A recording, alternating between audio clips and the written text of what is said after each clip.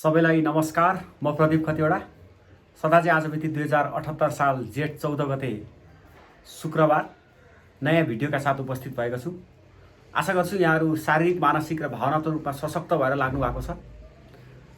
यहाँहरू आफ्नो सबै सबलताका साथ उच्च क्षमताले आफ्नो बलबुताले भ्याएसम्म तयारीमा जुट्नु भएको छ र यो तयारीले पक्कै पनि यहाँलाई अब 2-4 महिना पछाडि हुने प्रतिस्पर्धी एक्जाममा सफलता प्राप्तिको महत्त्वपूर्ण साधन र स्रोत बन्छ भन्ने विश्वास लिएको छु। कोभिडको यस महामारीमा पनि चिन्ता गर्नुभएको छैन। सामाजिक सञ्जालबाट अलि टाढा बस्नु भएको छ। डिभाइस म्यानेजमेन्ट गर्नुभएको छ। यो सबै वस्तुहरूलाई आफ्नो पढाइको लागि उपयोग गर्नुभएको छ। यो म्यानेजमेन्ट भन्ने शब्द जब पछाडि जोडिन्छ तब लक्ष्य प्राप्तिका लागि साधन र स्रोतको समुचित परिचालन भन्ने बुझिन्छ क्या। त्यही भएर डिभाइस म्यानेजमेन्ट भनेको डिभाइस नचलाउनु भने होइन, डिभाइस चलाउनु, तर कसरी चलाउनु भन्दा आफ्नो लक्ष्य प्राप्तिका लागि उच्च कार्यदक्षताका साथ, उच्च प्रभावकारिताका साथ चलाउनु चाहिँ डिभाइस म्यानेजमेन्ट हो। सम्बन्ध व्यवस्थापन भनेको कोहीसँग नबोल्नु होइन, सबैसँग बोल्नु, तर त्यो सम्बन्धले आफ्नो पढाइलाई नबिग्रियोस्। सामाजिक सञ्जाल व्यवस्थापन भनेको सामाजिक सञ्जालले आफ्नो पढाइलाई नबिगारोस्। तर लक्ष्य के हो अनि लक्ष्यका लागि त्यो साधन र स्रोतको अधिकतम 3E भन्छु नि म, इफिसियन्सी, इफेक्टिभनेस र इकोनोमी हो। यो 3E को परिचालन हो खासमा म्यानेजमेन्ट। त्यही भएर म्यानेजमेन्ट भनेको नियन्त्रण होइन, म्यानेजमेन्ट भनेको कम गर्नु होइन, म्यानेजमेन्ट भनेको नगर्नु होइन, सबै म्यानेज गर्नु। फिजिकल म्यानेजमेन्ट, तपाईँको शरीरले तपाईँको पढाइलाई साथ दियोस्। मोटो शरीर भयो भने निन्द्रा धेर लाग्छ, घटाउनु पर्यो। पढाइका लागि साथ दिने खालको शरीर राख्नु पर्यो होइन। मानसिक चिन्ता भयो भने पढाइ बिग्रिन्छ। त्यही भएर चिन्ता घटाउनु चाहिँ द्याट इज स्ट्रेस म्यानेजमेन्ट। अब इमोसनल्ली स्टेबल हुनुपर्छ। इमोसनल्ली विचलित हुनुभयो, केही कुराले आत्तिनु भयो, केही कुराले मात्तिनु भयो भने त्यसको अन्ततः असर कहाँ पर्छ? पढाइमा पर्छ। सो यस्ता कुराहरूलाई चाहिँ मैले म्यानेजमेन्ट भनेको हो कि। So stress management, device management, relation management, यो सामाजिक सञ्जाल म्यानेजमेन्ट, सोसल मिडिया म्यानेजमेन्ट, सबै कुराहरू म्यानेज गरेर चाहिँ पढाइमा बस्नुपर्छ। अदरवाइज पढाइबाट तपाईँ विचलित हुन सक्नुहुन्छ क्या। अब आजको हाम्रो टपिक चाहिँ यो संस्थागत सुशासन भन्ने टपिक हो। कर्पोरेट गभर्नेन्स भन्छ, काहीँ फाइनेन्सियल कर्पोरेट गभर्नेन्स, काहीँ कर्पोरेट गभर्नेन्स, यति नै मात्रै कुरा गर्छ। खासमा यो कर्पोरेट गभर्नेन्सको बाट आउन सक्ने सम्भावित प्रश्न के हो भने संस्थागत सुशासन के हो, संस्थागत सुशासनका सिद्धान्तहरू प्रश्न पार्नुहोस् भन्ने एउटा क्वेसन, महत्त्वपूर्ण क्वेसन हो। What is corporate governance, what are the principles of corporate governance भन्ने। अनि अर्को चाहिँ संस्थागत सुशासन प्रवर्धन गर्न के कस्ता निकायहरू जिम्मेवार हुन्छन्, what are the stakeholders that promote corporate governance भनेर अर्को खालको क्वेसन आउन सक्छ। अनि कर्पोरेट गभर्नेन्स र आन्तरिक नियन्त्रण प्रणालीको बिचमा कस्तो सम्बन्ध छ, अथवा लेखा परीक्षणसँग कस्तो सम्बन्ध छ भनौँ भने यो सबै कर्पोरेट गभर्नेन्सका टुल्स एन्ड टेक्निक्सहरू हुन्। खासमा कर्पोरेट गभर्नेन्सको कन्सेप्ट चाहिँ अब यहाँलाई कन्फ्युज नहोस्, यो गुड गभर्नेन्सको प्रिन्सिपलभन्दा फरक हो।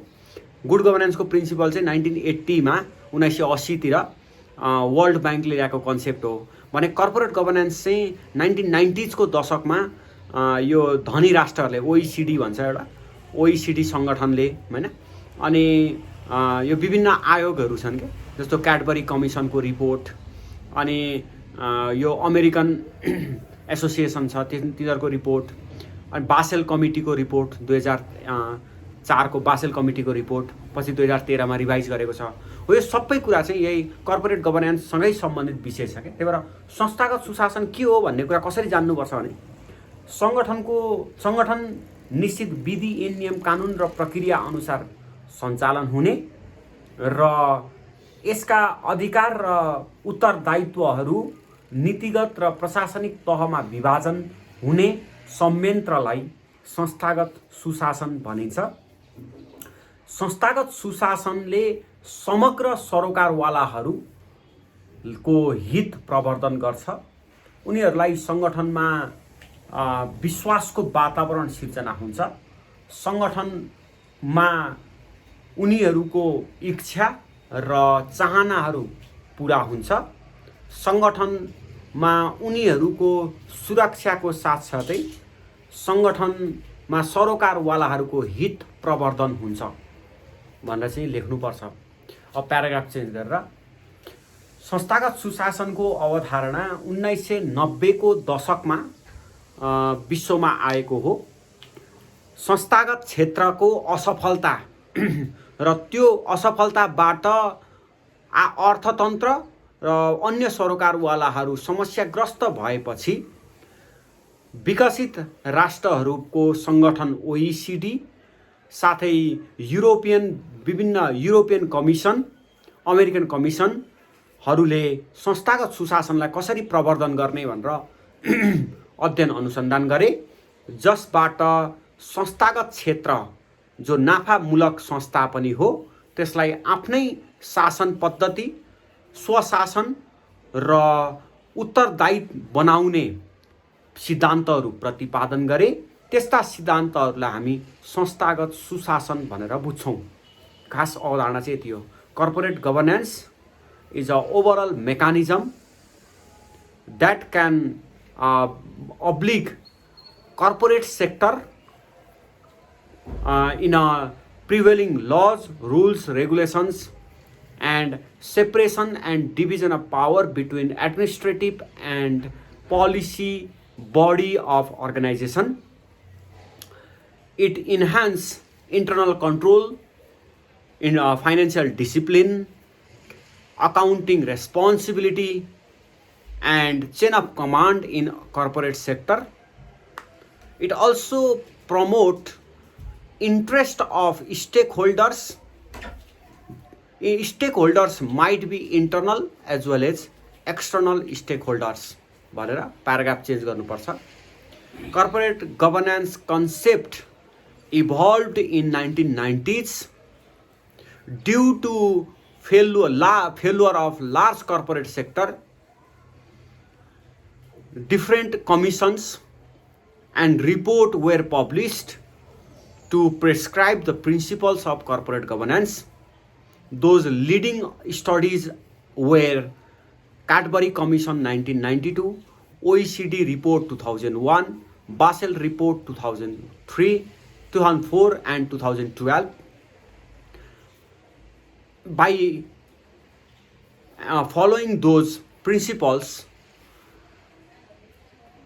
Company Act 2063 and Bank and Financial Institution Act 2073 adopted the principles of corporate governance. भन्नुभयो नेपालीलाई अलिकति त्यो छोटो। बासेल कमिटीको सिद्धान्त तथा अन्य प्रचलित संस्थागत सुशासनका सिद्धान्तहरूलाई कम्पनी ऐन 2063, बैंक तथा वित्तीय संस्था सम्बन्धी ऐन 2073 मा समावेश गरेको छ भने नेपाल राष्ट्र बैंकले नियमनकारी निकायको भूमिका खेलेर संस्थागत सुशासनलाई प्रवर्धन गर्ने काम गरेको छ भन्नु पर्यो। अब यसको प्रिन्सिपल, अब यसको स्टेक होल्डर्सहरू को हो त भनेर क्वेसन आउन सक्छ। सो स्टेक होल्डर्समा चाहिँ एउटा सञ्चालक समिति, बोर्ड अफ डाइरेक्टर्स, अर्को उच्च प्रशासनिक नेतृत्व, हाई एडमिनिस्ट्रेटिभ म्यानेजमेन्ट, त्यो भनेको CEO भन्न खोजेको, अर्को चाहिँ इम्प्लोइज कर्मचारी, अर्को चाहिँ ग्राहक कस्टमर, अर्को नियमनकारी निकाय रेगुलेटरी बडी जस्तो नेपाल राष्ट्र बैंक जस्तो, अर्को चाहिँ कम्पिटिटर्स प्रतिस्पर्धी, अर्को सरकार गभर्मेन्ट हो। यिनीहरू चाहिँ they are major stakeholders. अब कर्पोरेट गभर्नेन्सको इलिमेन्ट भनेर आउन सक्छ, कर्पोरेट गभर्नेन्सको डाइमेन्सन भनेर आउन सक्छ, कर्पोरेट गभर्नेन्सको फिचर्स भनेर आउँछ। यो सबैमा के हो भने एउटा सञ्चालक समिति हो, अर्को CEO हो, अर्को कर्मचारी हो, अर्को सेयर होल्डर्स हो, अहिलेको त्यो पक्षमा छुटो सेयर होल्डर्स हो, अर्को कम्पिटिटर्स हो, अर्को नियमनकारी निकाय हो। जो यो सबै चाहिँ पक्ष भने पनि इलिमेन्ट भने पनि यिनै कुराहरू हो। अब कोही बेला जाँचमा धेरै चाहिँ के आउँछ यहाँबाट नै संस्थागत सुशासनका सिद्धान्तहरू के छन् भनेर आउँछ क्या। अहिले संस्थागत सुशासनका सिद्धान्तहरू भनौँ भने चाहिँ यहाँलाई मैले यो कर्पोरेट गभर्नेन्सको सिद्धान्तमा बासेलको प्रिन्सिपललाई अलिक ज्यादा फलो गर्नुपर्छ भनेर सल्लाह दिन्छु। जस्तै एउटा चाहिँ सञ्चालक समितिको गठन, हैन, formation of board of directors. कसरी गठन हुन्छ त सञ्चालक समिति? जस्तो हाम्रो बासेलमा छ, बाफियामा छ नि, बाफिया 2073 को दफा 14 मा छ नि सञ्चालक समितिको गठन सम्बन्धी व्यवस्था। सञ्चालक समितिमा कतिजना रहन्छन्, सञ्चालक समितिको कस्तो गठन हुन्छ, सञ्चालक समितिमा कसरी सञ्चालक समिति निर्माण हुन्छ, सञ्चालक समितिमा अध्यक्ष को हुन्छ, सदस्य को हुन्छ, यस्तो कुराले चाहिँ कर्पोरेट गभर्नेन्सलाई असर गर्छ भन्नुपर्छ यसमा। अर्को सञ्चालक समितिको काम कर्तव्य अधिकार, roles duties and functions of board of directors. सञ्चालक समितिको अधिकार क्षेत्र के छ, सञ्चालक समितिले कसरी काम गर्छ, यो कुरो चाहिँ दोस्रो कुरामा। अर्को सञ्चालक समितिको योग्यता, qualifications of board of directors. हैन। कति सञ्चालक समितिको सदस्य हुनका लागि कति पढेको हुनुपर्छ, कति वर्षको ब्याङ्किङ एक्सपिरियन्स हुनुपर्छ हैन। जस्तो स्वतन्त्र सञ्चालकको हकमा अनुभव ज्यादा चाहिन्छ भने अरू सञ्चालकको हकमा पनि त्यहाँ बाफियामा केही व्यवस्था गरेको छ, त्यसको शैक्षिक योग्यता, अनुभव हो, यस्तो कुराहरू चाहिँ आवश्यक पर्छ भन्छ कि। अर्को छ सञ्चालक समितिको यो संरचना र अभ्यास है, structure and practice of board of directors. स्वतन्त्र सञ्चालक कतिजना, सञ्चालक समितिमा अध्यक्ष को हुने, सदस्य को हुने, यसको हायरार्की के हुने, अनि सञ्चालक समितिको यो सञ्चालक समितिमा एकल नेतृत्व हुने कि सहभागितामूलक नेतृत्व हुने, यो कुराहरू चाहिँ यसको संरचना र अभ्यासमा पर्छ। अर्को छ उच्च व्यवस्थापन, सङ्गठनको सिइओ को अधिकार है, यो कुराहरू यसमा पर्छ। हाई म्यानेजमेन्ट, हायर म्यानेजमेन्ट भनेर भन्न सक्छौँ। अर्को लेखा परीक्षण, अडिटिङ, आन्तरिक लेखा परीक्षण कसको मातहतमा हुने, फाइनल लेखा परीक्षण, अन्तिम लेखा परीक्षण कसको मातहतमा हुने। जस्तो ब्याङ्कमा आन्तरिक लेखा परीक्षण चाहिँ लेखा समितिको मातहतमा हुन्छ। त्यो लेखा समिति भनेको सञ्चालक समितिको सदस्य हुन्छ, त्यही भएर यो बाफिया एन पढ्नुपर्छ यो कुराहरू जोड्नका लागि। अर्को चाहिँ छ यो कानुनको पूर्ण पालना, कम्प्लायन्स, अर्को सिद्धान्त। प्रचलित विधि ऐन नियम कानुनको पूर्ण पालना गर्नुपर्छ। कसैले कानुन पालना गर या नगर भने पनि कानुनको पालना गर्नुपर्छ भन्ने सिद्धान्त हो। र अर्को चाहिँ नियमनकारी निकायको भूमिका, रोल अफ सुपरभाइजरी बडी। नेपाल राष्ट्र ब्याङ्कले कसरी रोल खेल्छ, जस्तो ब्याङ्क तथा वित्तीय संस्थाका लागि नेपाल राष्ट्र ब्याङ्क भयो होइन। अब बिमा समितिहरूका लागि बिमा बोर्ड भयो, बिमा ऐन 2049 अनुसारको बिमा बोर्ड भयो। अरू कम्पनीका लागि कम्पनी ऐन अनुसार कम्पनी रजिस्ट्रारको कार्यालय भयो। हो, यिनीहरूले चाहिँ स्वीकृति पनि दिने अनि त्यसलाई खारेजी पनि गर्न सक्ने, यस्तो खालको भूमिका चाहिँ नियमनकारी निकायले भूमिका खेल्छ। यो नियमनकारी निकाय जति सशक्त भयो त्यति संस्थागत सुशासन सबल भएर जान्छ। त्यही भएर नियमनकारीले चाहिँ महत्त्वपूर्ण भूमिका खेल्नुपर्छ भन्छ यसमा है। अब यिनीहरू चाहिँ संस्थागत सुशासनका सिद्धान्तहरू भयो। तपाईँलाई मैले पार्टिज पनि भने, एलिमेन्ट पनि भने, डाइमेन्सन पनि भने। यो डाइमेन्सनहरू यही हो, बोर्ड हो, बोर्डले गर्ने काम हो, लेखा परीक्षण हो, यो कुरा। अब कोही बेला जाँचमा ब्याङ्क तथा वित्तीय संस्था सम्बन्धी ऐन 2073मा संस्थागत सुशासन सम्बन्धी कस्ता व्यवस्थाहरू गरेको छ भनेर आउन सक्छ। यो चाहिँ अहिले मैले भनेका जुन 8-9वटा प्रिन्सिपल छन्, यो 8-9वटा प्रिन्सिपल बाफियामा कहाँ व्यवस्था छ। जस्तो दफा 14मा सञ्चालक समितिको गठन सम्बन्धी व्यवस्था छ होइन। दफा 14 देखि दफा 31-32 सम्म त्यो सञ्चालक समिति सम्बन्धी जुन व्यवस्था छ। अनि अलिक पछाडि लेखा परीक्षण सम्बन्धी, लेखा सम्बन्धी व्यवस्था छ नि पछाडि दफामा। अहिले मैले ठ्याक्कै यो तपाईँले आफै खोज्नु होला बाफियामा हो। त्यो सबै व्यवस्थाहरू चाहिँ संस्थागत सुशासन प्रवर्धन गर्ने व्यवस्थाहरू हो कि। अब कम्पनी ऐन 2063मा आउँदैन त्यो कुरा, तर तपाईँ छाउन मन लाग्यो भने कम्पनी ऐनमा पनि सञ्चालक समितिको गठन, कम्पनी सञ्चालक समितिको काम कर्तव्य अधिकार, लेखा सम्बन्धी व्यवस्था, लेखा परीक्षण, यो छ नि, यो सबै चाहिँ एक कर्पोरेट गभर्नेन्सको प्रिन्सिपल अन्तर्गत पर्छ। ऐनमा भएको व्यवस्था भनौँ भने चाहिँ त्यो ऐनमा तपाईँले एकचोटि हेर्नु होला है। यिनै यस्तै हो। अब निष्कर्ष लेख्दा चाहिँ निष्कर्षमा संस्थागत सुशासन भनेको विधि ऐन नियम कानुन प्रक्रिया अनुसार सरकारवालाको हित संरक्षण हुँदै सङ्गठन सञ्चालन हुनु हो। यसका लागि नियमनकारी निकाय, प्रचलित ऐन नियम कानुनको स्पष्ट व्यवस्था हुनुपर्छ भनेपछि सक्यो यसको आन्सर। सो यसरी तपाईँले संस्थागत सुशासनको बारेमा तयारी गर्ने हो। ल आजको हाम्रो टपिक लगभग यही सकिन्छ। यो कर्पोरेट गभर्नेन्सको लागि यहाँलाई मैले अब यसलाई भिडियो पज गर्दै सुनेर सार्नु होला। अनि ऐनहरू सम्बन्धित ऐनमा खोजेर आफ्नो एन्सरलाई तयारी गरेर राख्नुहोस्। यो हरेक जाँचको लागि अत्यन्त महत्त्वपूर्ण क्वेसन हो। यो राष्ट्र ब्याङ्कमा त सिलेबस छैन होला, त्यो अफिसरमा चाहिँ छ। अनि यो आरबिबी, एडिबिएल र एनबिएलमा एकदम इम्पोर्टेन्ट क्वेसन हो। यो जाँचमा आइ नै हाल्ने खालको क्वेसन हो। ल अब खुसी लाग्छ, यहाँहरू हिजो पनि एकजनाले भन्दै हुन्थ्यो, मैले यो 16-17 दिनको भिडियो हेरेँ, मलाई एकदम शारीरिक रूपमा पनि मैले एक्सर्साइजहरू गर्न थालेँ अनि मानसिक रूपमा पनि चिन्ता कम गरेँ। त्यसले गर्दाखेरि मेरो पढाइलाई सुधार भएको छ भनेर चाहिँ धेरैले, अब यहाँहरू पनि धेरैले धन्यवाद भन्नुहुन्छ, थ्याङ्क यू भन्नुहुन्छ, ममा सुधार आयो भन्नुहुन्छ। त्यो सबैले मलाई एकदम ऊर्जा दिन्छ, खुसी लाग्छ। यहाँहरू राम्रो हुँदै गएको, सुधार हुँदै गएको, यो मुख्य कुरा मैले यो त आफैले रियलाइज गरेर भनेको कुरा हो। खासमा जब मान्छे शारीरिक रूपमा सशक्त हुन्छ होइन, भावनात्मक रूपमा अलिकति सबल भएर जान्छ, आत्मविश्वास बढेर जान्छ, अनि यो मानसिक रूपमा सबल भएर जान्छ, तब मान्छेले प्रगति गर्न थाल्छ क्या। लुम्रो झुम्रो होइन, यसो न्याउरो पर बसेको छ, यस्तो ढाड खुम्च्याएर बसेको छ, यस्तो मान्छेले प्रगति गर्दैन क्या। पढ्दा पनि अलिक सिधा भएर ढाडलाई तनक्क पार्नुहोस् होइन, यो हड्डीको रिटलाई पनि सिधा बनाउनुहोस्, तपाईँको पोस्चरले पनि तपाईँ अक्सिजनको मात्रा कति ल्याउने भन्ने कुरा हुन्छ क्या।